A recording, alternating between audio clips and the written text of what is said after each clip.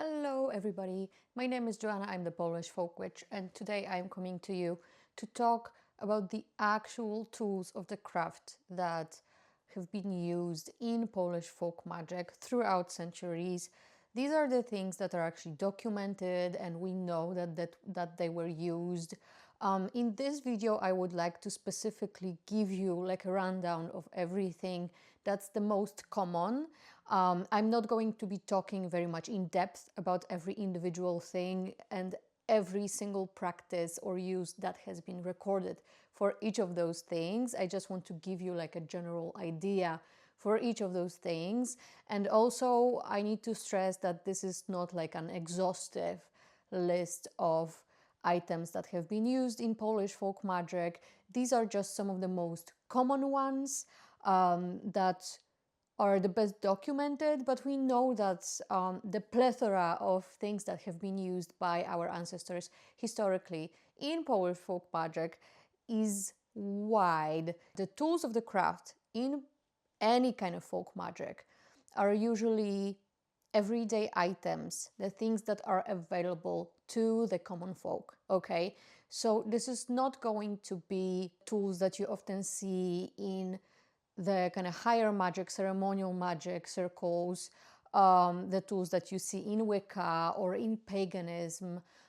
These things that we see in modern reconstructions or in modern traditions or Western occult traditions and so on, often are very symbolic, whereas for our ancestors, they, did not have access to the kind of like means, resources to be able to have one specific, very ornate item set aside for every practice that they would do on a regular basis. This is just down-to-earth Polish folk magic as it is actually recorded to be historically practiced. So let's get to it.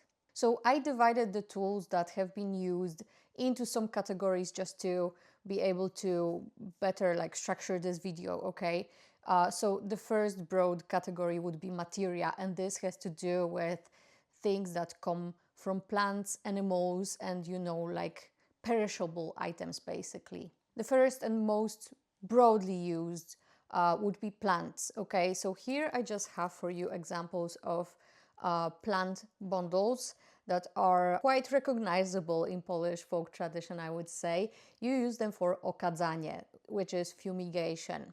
But of course, the use of plants in folk magic has been very, very broad, and it's not only for fumigation, but also to make tinctures, syrups, ointments, and so on. Everything and anything you can think of that you would normally utilize plants for has also been done in Polish folk magic. So we are not going to be talking about every plant in particular because we would be here for a week. I just want to mention this, that plants have been like the closest ally for folk practitioners in Polish magic. So practices of protection, of healing, of cursing as well, and very particular types of workings that are, very specific to somebody's needs. Plants would be often the first response, I would say, because of the plants that grow here natively and have been used by the common folk. It was just the most accessible to be incorporating various plants into their magics, and that's what we continue to do today. If you are interested in the correspondences and magical uses of particular plants in Polish folk tradition, I have a lot of articles and content about that separately in Patreon, so do check that out. Now, another item that would be used from the materia category would be animal parts or human parts as well, and this includes bones, of course, but this can also include specific, fluids from the body, skin, body parts as a whole, teeth, and so on, skulls as well.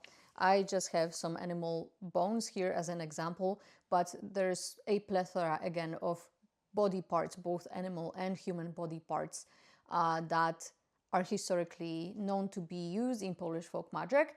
One example that is easy to understand would be amulets and talismans, because our ancestors believed that if you carry on you a certain animal's like tooth, for example, or a claw or something, then as an amulet or talisman, then you would be able to embody the characteristics of that animal. And that's how, by this sympathetic link, people would use animal or human parts for various types of magic. And now, just going off of this, there's so much that could be covered again, but we don't have time for that right now. Going off of the animal and human parts, we can talk about stones and fossils. This is a broad category that has been commonly used as well. And this will also tie to dirt, which I will talk about in a moment. But basically, stones and fossils from certain places, or shaped in particular ways, again, by means of sympathetic magic and contagion magic, would be used for specific purposes. So let's say amber, right, which has been very popular in Polish folk magic because it's been accessible by the direct connection to the Baltic Sea, has been used to carve amulets, has been used in tinctures even, for many different purposes that have to do with healing and protection, for example, but also an ancestral connection to the dead. Another example, which I don't have here to show you, would be Belemnites, which are this particular type of fossil that people call Strzała Piorunowa, the arrow of Perun, which was believed to be arrows, from the sky, going down from the sky with lightning, and also used for very particular magical purposes. To continue with the dirt, grave dirt, but dirt from very particular places, as well as ashes from very particular places, would have a significant role in Polish folk magic as well, because they were super accessible. You can just go to the specific place that you need to harvest the correspondences of that place for your magic and gather some dirt from that place, or create ashes from that place, like gathering some materia from that place and burning it to create ashes. And then such dirt or ashes would be very easy to use in spells that have to do with contagion, especially, right? So let's say you want to harm somebody, you would be taking dirt or creating ashes that have those correspondences and then sprinkling them, let's say, on the threshold of the person's household, or maybe on the path that you know that they usually walk on, and so on. Dirt, let's say from graves specifically, would be used for conjuring the dead or communicating with the ancestors, and so on. If we talked about dirt, we need to talk about salt, because the consistency is similar. Salt has been known to be used especially in protection magic. Here I have an example of the salt of Saint Agatha, which is always consecrated on the saint's feast day and is specifically used to protect from fires and to extinguish fires as well. Speaking of fires, fire and coals would have very potent correspondences and very potent use in Polish folk magic. Fire was considered to be sacred, and this entity almost that was a direct messenger or psychopomp between the worlds, which, this itself could be a lecture. So I have to, refrain to some very minute details. But for example, coals, which of course are created from burnt wood, burnt in fire, right, would be then used for very specific healing or protection or curse unmaking practices, for example.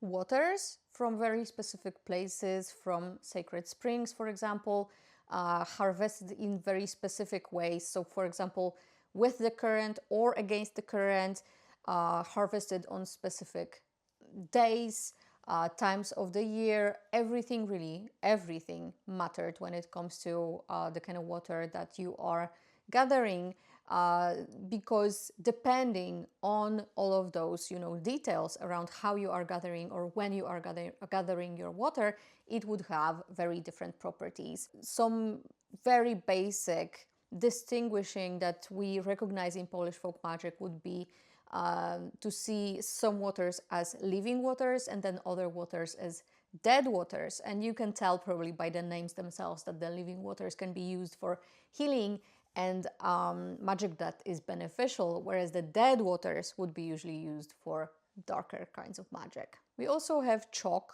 which is so prominent in Polish folk magic and usually consecrated on a particular date as well, on Epiphany, for the purpose, of marking signs, but for various purposes, right?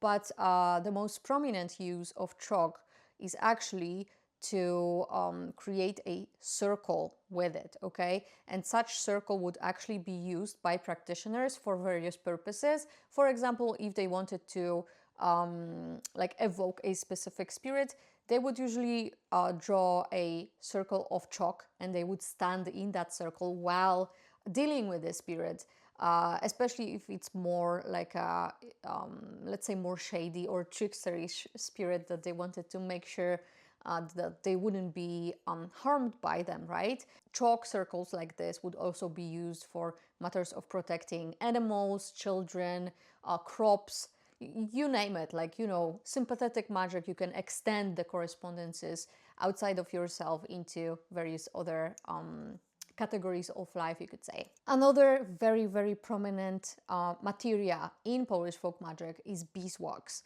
And this is either used for divination, for wax pouring, or in candles, of course. This is Gromnica, which is the thunder candle. I'm pretty sure everybody heard about it by now. This is like a staple in every Polish household for protection from thunder and so on. But also any other types of beeswax candles could be used, or even beeswax by itself could be used for healing practices especially, or protection practices. Now we also have some food items, you could say. Eggs, first of all, eggs are very prominent in Polish folk magic, especially for cleansing, which is, for example, in the practice of Jajowanie. I have it described in the detail for those of you who would like to try it on the Patreon in an article. But also eggs have been considered as, those tiny hubs of life force energy, which you can kind of look at it as either an agent of healing because it can give somebody that life force energy. It can also take something inside of it, but it can also be seen as a being. So, for example, it can be baptized to represent somebody specific.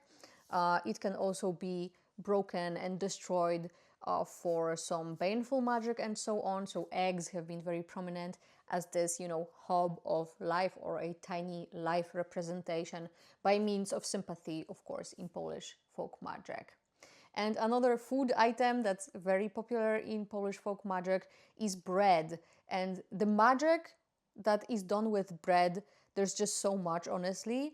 But some ideas quickly. For example, bread could be directly inscribed with spoken formulas, with charms, with zamawiania for specific purposes, and then eaten to administer that zamawianie, that spoken enchantment, directly into the body, or given to somebody else, of course, or fed to animals, and so on. So bread has been this very easy way of consuming magic, literally, but that's just one use out of many. Okay, so another category would be everyday items. And this is probably the most broad, although, as I'm saying, I'm only including the most prominent ones, the most popular ones that we know about.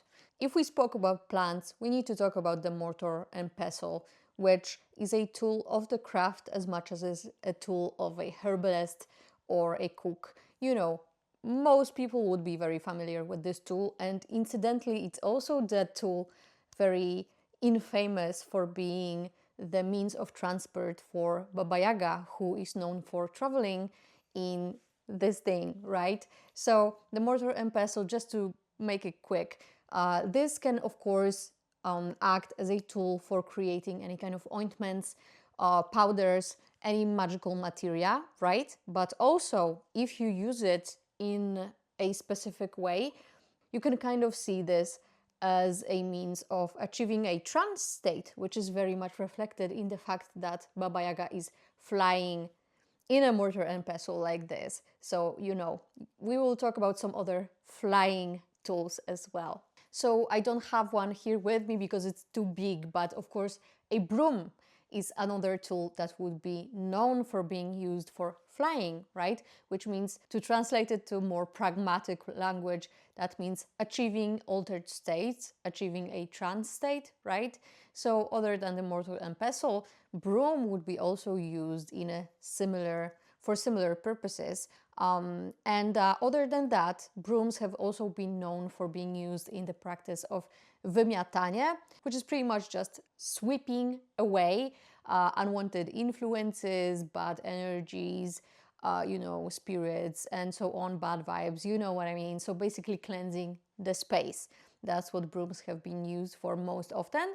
And we also know that brooms, just by standing near the entrance of the household, would be protecting the household from specific individuals who wish us harm, you know, not allowing them into the household. Another tool of flight to the Sabbat, which also has other uses in Polish folk magic, would be the bread shovel. And I also don't have one because I don't bake my own bread in, you know, those large stone ovens. I don't have one like that. Bread shovels, because of their connection with fire, which I already spoke about, they also carry some of those correspondences of fire, which has to do with burning, with heat, with total cleansing, and so on, almost disinfecting qualities, right? But also, bread shovels are known for being used for contacting the other worlds, broadly speaking. So contacting the spirits, traveling to the other worlds, and so on,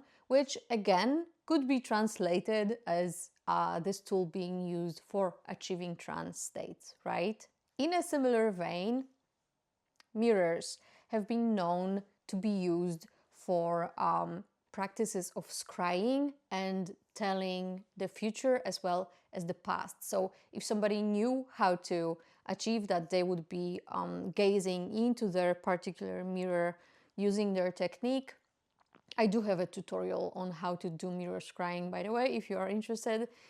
So this has been known to be used in Polish folk magic for as long as people could actually afford mirrors. The rosary, or prayer beads, but in Poland specifically, the rosary has been known to be used for various practices of folk magic, usually to do with protection from certain spirits, but also, you know, just protection from bad people, people who wish us harm, or helping us overcome our own fears, and obviously for practices that have to do with prayer. So speaking the rosary, but also doing novenas, petitions to saints or to Mary, and so on. The rosary is a staple in Polish folk magic. Knives, of course, this is an everyday tool that would be used for, again, similarly to the mortar and pestle, preparing, for example, plant materia and so on. But also, it's known for being a tool used to chase away spirits. There's some lore that if you encounter an invisible spirit and you sense their presence, you can get rid of them by throwing a knife at them, for example. So knives are known for protection, but also for cutting things up, causing harm as well, right? The correspondences are very vast, and especially for preparing magical materia.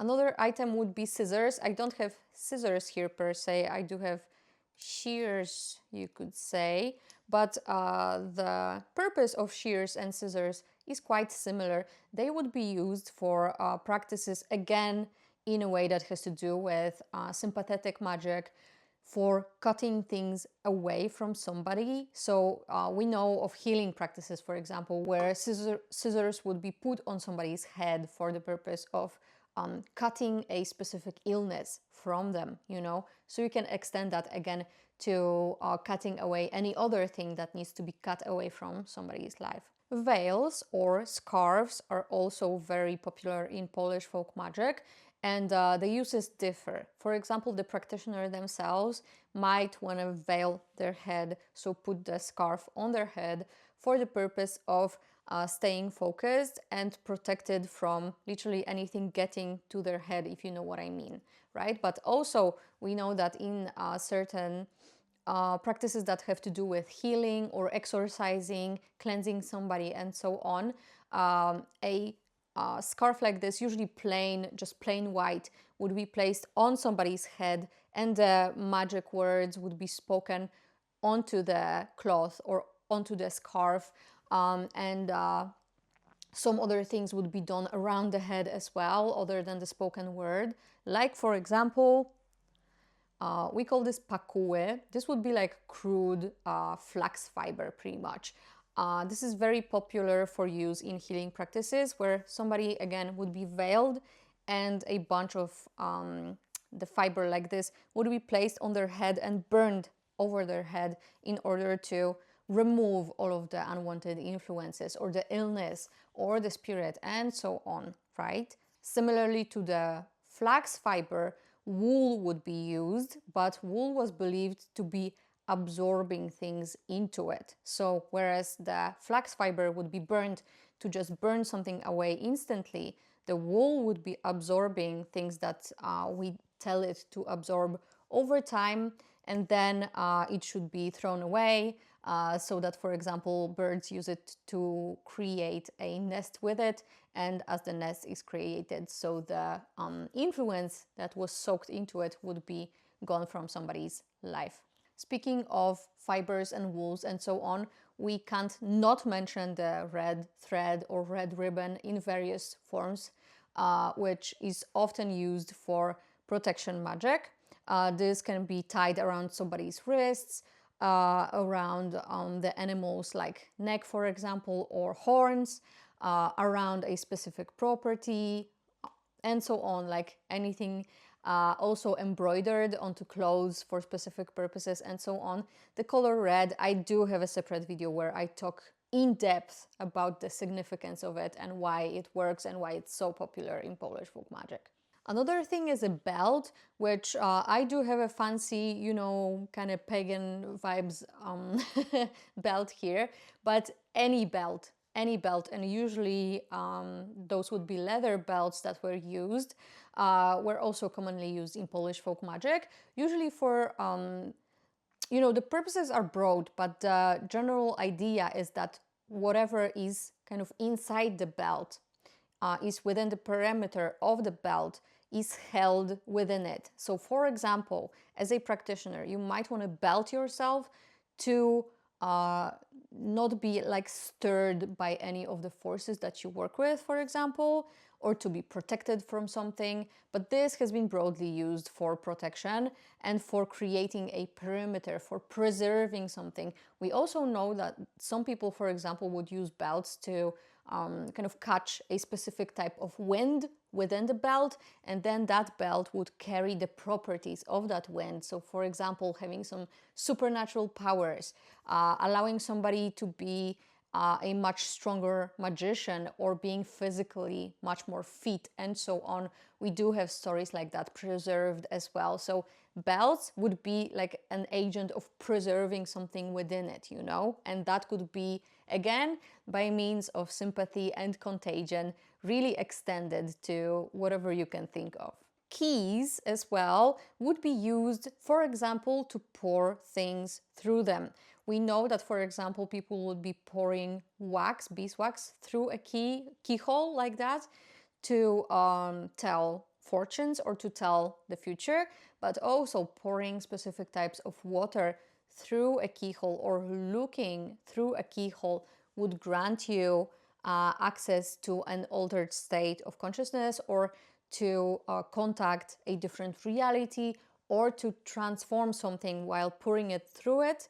It's different on the other side. So depending on the kind of properties you give it, the key would be very useful in folk magics. Now, moving on from everyday items, I also want to talk a bit about farming tools, because most of our ancestors who practiced folk magic were peasants who were farmers, right? So farming tools were just very, very handy to use because everybody had to have them, obviously. So one example would be a sickle. Sickles are very commonly used not only to gather materia, obviously, but also for very specific Zamawiania, spoken enchantments. This can be ranging from, you know, baneful magic to healing magic, so the entire spectrum. There is, for example, one recorded Zamawianie that would be healing somebody's eyes by placing the sickle onto the eyes, and basically the formula goes something like, as you were cutting the wheat in the field, so please cut away this illness of the eyes, or something like that, you know. So it can be, similarly to the scissors, by the way, can be used for cutting things away from somebody, for good or ill. Now, another very commonly used tool would be a pitchfork, specifically a pitchfork with 2 prongs, not 3, which is the one that we usually see these days, but with 2 prongs. And guess what it reminds us of, by the way? The stang that is commonly used in traditional witchcraft.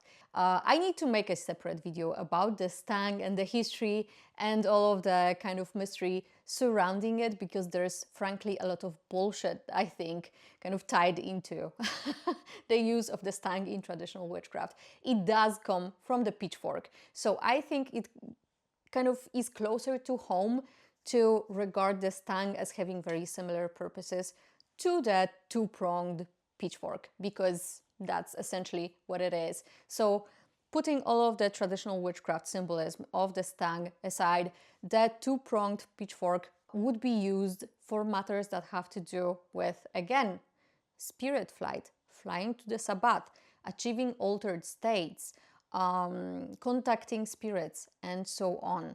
I know that this is not the first thing that comes to mind because it's used. The 2-pronged pitchfork, by the way, is used for tossing straw from one place to the other. That's what it's used for. So it's kind of, you know, essentially moving things from one place to the other, which is where I believe the correspondence of travel, spirit travel, kind of comes from, essentially. But yeah, it's very interesting. I would love to talk about this some more in a separate video. Another farming tool would be the scourge. I don't have one personally. It's, you know, normally would be used for like making sure that the animals go where you want them to go and so on. But it was also very prominently used in magic that has to do with protecting from evil spirits, for example, because they would be literally whipped with the scourge to be chased away. Also chasing away any unwanted influences, obviously, but also being kind of a commanding tool as well. So the scourge could be used to command specific types of beings as well. We also know of the use of various iron tools. For example, here I just have a very long nail, but iron tools in general would be used for protection as well, because they are known to be repellent of spirits in general. Again, the uses are very broad.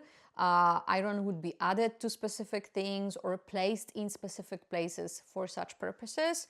The plethora, again, is wide when it comes to the use, but I just want to signal this. And lastly, you could say we have some miscellaneous items.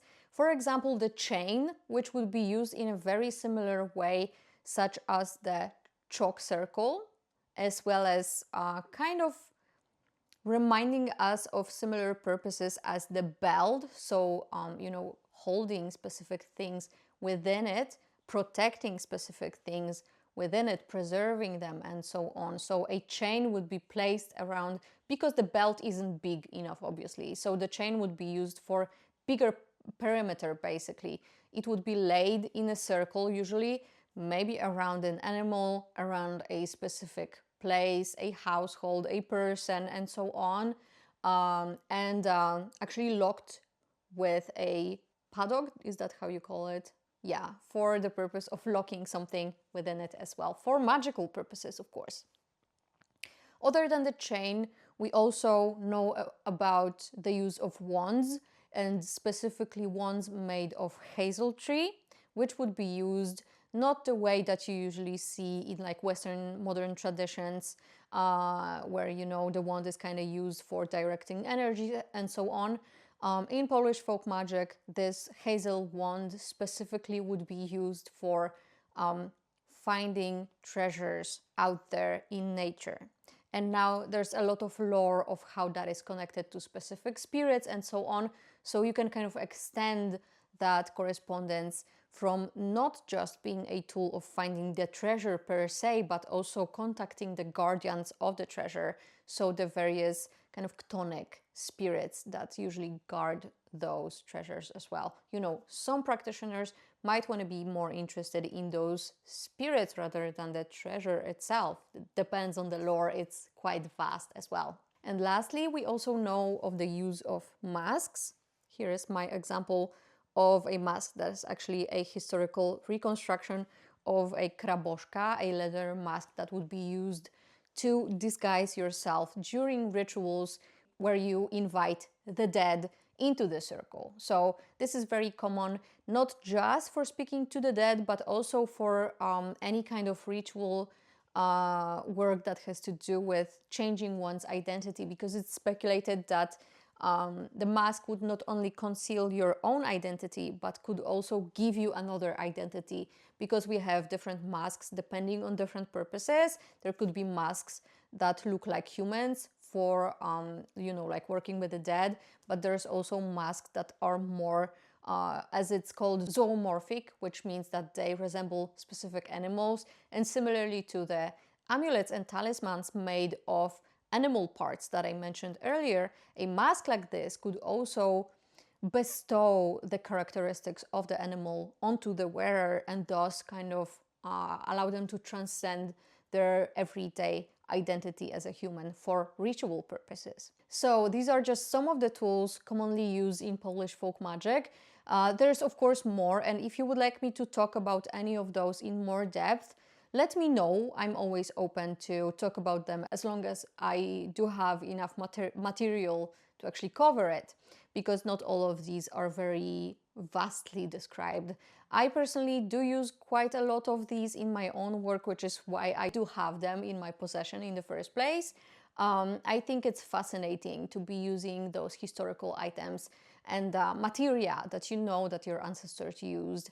I think there's just so much depth to it and so much preserved lore that can kind of come to life again as a result of working with those items in your craft. So I hope this was interesting. If you have any questions, suggestions, if you would like to add anything about specific tools that perhaps you use in your craft, do let me know below. Thank you so much for watching, and hopefully see you soon. Bye.